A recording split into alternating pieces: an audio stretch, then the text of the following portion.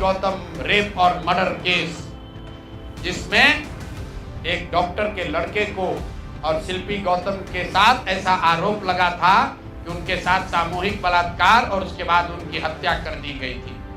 साधु यादव पर उसका आरोप लगा था। बड़ी हंगामा हुआ, सीबीआई में केस गया। मैं आपके माध्यम से आज पूछ रहा हूं कि क्या अभी के उप मुख्यमंत्री सम्राट चौधरी उर्फ राकेश कुमार उर्फ सम्राट कुमार मौर्य उस केस में संदिग्ध अभियुक्त के तौर पर नामजद थे या नहीं थे, ये प्रेस में वो बता दें, उसके बाद हम उसका डॉक्यूमेंट आपको जारी करें। 26 साल पुराना मामला जाकर आज खुलासा हुआ है। जैसा कि प्रशांत किशोर ने एक प्रेस कॉन्फ्रेंस कर बिहार के उप मुख्यमंत्री सम्राट चौधरी को जिस तरह घसीटा है, यह मामला शिल्पी जैन और गौतम जैन से जुड़े हत्याकांड का मामला है। जिस तरह प्रशांत किशोर ने कहा कि ये राकेश कौन है, ये राकेश वही है जो बिहार के अभी तत्कालीन डिप्टी सीएम सम्राट चौधरी वो प्रेस कॉन्फ्रेंस कर ये बताए कि हम राकेश नहीं है, तब उसके बाद और मामला मैं उजागर करूंगा। उन्होंने सीबीआई का जो रिपोर्ट और जो केस हुआ था उसकी कॉपी लेकर प्रेस के सामने ये बात को रखी। आपने शिल्पी गौतम के रेप और हत्याकांड की कहानी सुनी होगी। आपने सुना होगा कि लालू जी के जंगल राज का जब चरम सीमा था, याद कर लीजिए, शिल्पी गौतम रेप और मर्डर केस, जिसमें एक डॉक्टर के लड़के को और शिल्पी गौतम के साथ ऐसा आरोप लगा था कि उनके साथ सामूहिक बलात्कार और उसके बाद उनकी हत्या कर दी गई थी। साधु यादव पर उसका आरोप लगा था। बड़ी हंगामा हुआ, सीबीआई में केस गया।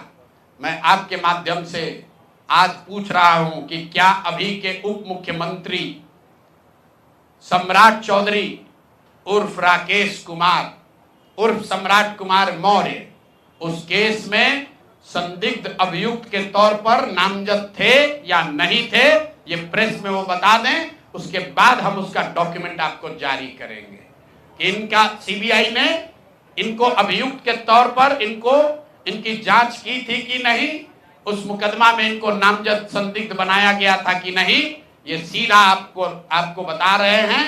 ये आए और ये पूरा केस तब के भाजपा के नेता सुशील कुमार मोदी जी ने उठाया था।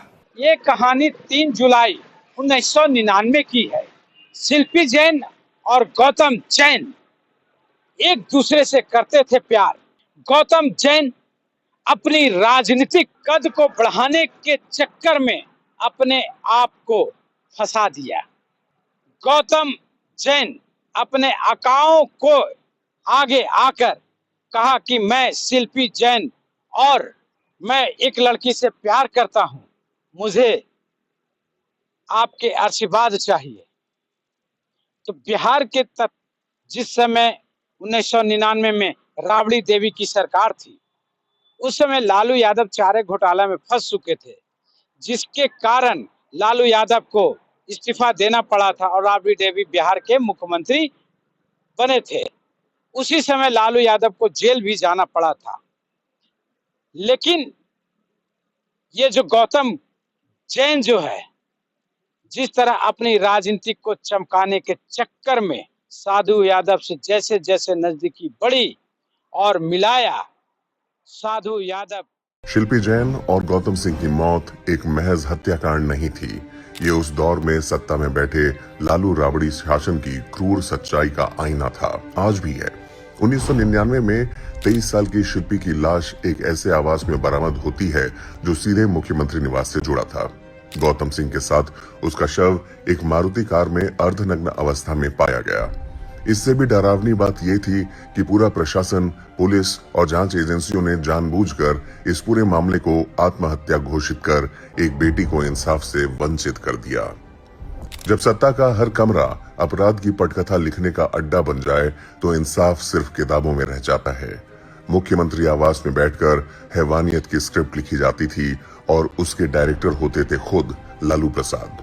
शिल्पी के शरीर पर मिले जूते के निशान, कपड़ों पर अलग अलग डीएनए के संकेत सब साफ साफ बताते थे कि उसके साथ कुछ भयानक हुआ है। इसे प्रेम प्रसंग और आत्महत्या का नाम देकर फाइलें बंद कर दी गईं और एक बार फिर जंगल राज ने न्याय का गला घोंट दिया। से मिलने के बाद साधु यादव जब शिल्पी जैन से मिली तब नियत बदल गई, लेकिन जो सीबीआई की जांच हुई उसमें ये खुलकर नहीं आया कि हत्या किसने करा। केस में नाम तो आया, लेकिन जिसमें जो प्रशांत किशोर है उस समय आरजेडी का नेता हुए करते थे, लालू यादव से नजदीकी थी।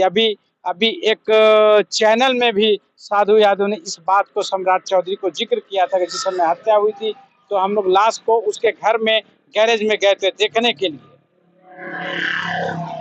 लेकिन जिस तरह वाल्मीकि गेस्ट हाउस में बारी बारी से शिल्पी की रेप किया गया और गौतम जैन को वही वाल्मीकि गेस्ट हाउस में हत्या कर एक गाड़ी में लाद कर एक गैरेज में रख दिया गया और सुबह पुलिस को इंफॉर्मेशन कर दिया गया कि गौतम और शिल्पी जैन की गाड़ी में लाश है।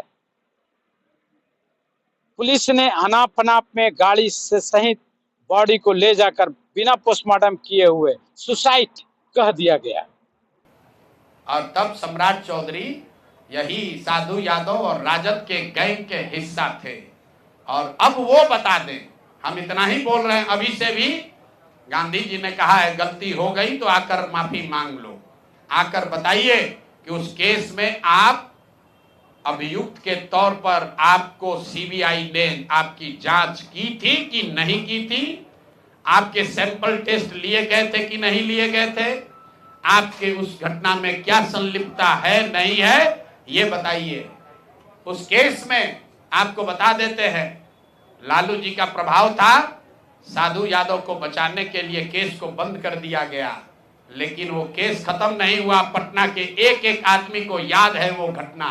गौतम जैन का पापा, जो उनके पापा थे वो अमेरिका में डॉक्टर थे और शिल्पी जैन का भी फादर एक बड़े बिजनेसमैन, कपड़ा का दुकान पटना में हुआ करता था। ये कहीं न कहीं एक राजनीतिक साजिश के तहत शिल्पी जैन और गौतम की हत्या हुई। लेकिन जिस तरह प्रशांत किशोर ने प्रेस कॉन्फ्रेंस कर बिहार की राजनीतिक में एक बार जरूर गरमा दिया गया है। अब देखना यह है कि इस केस में क्या नतीजा सामने खुलकर आती है।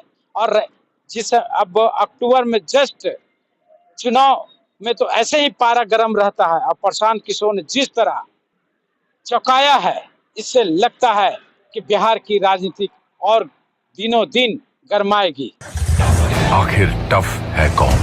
टफ वो है जिसमें है लंबे स्ट्रोक वाला दमदार इंजन। टफ वो है जो आसानी से खींचे बड़े से बड़े औजार। टफ वो है जो चलता रहे बिना रुके, बिना थके और दे 6 साल की वारंटी। पेश है नई महिंद्रा SP+ सीरीज, टफ हरदम।